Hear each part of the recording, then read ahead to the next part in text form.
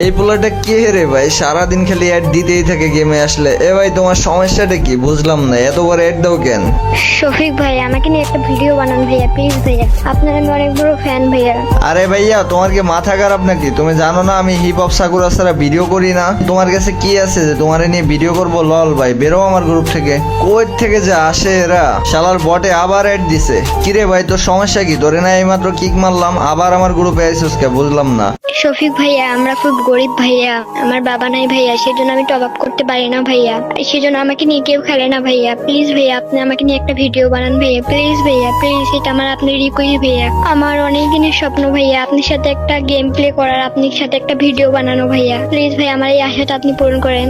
আরে সরি ভাইয়া, আমি আসলে বুঝতে পারি নাই, প্লিজ কিছু মনে করো না।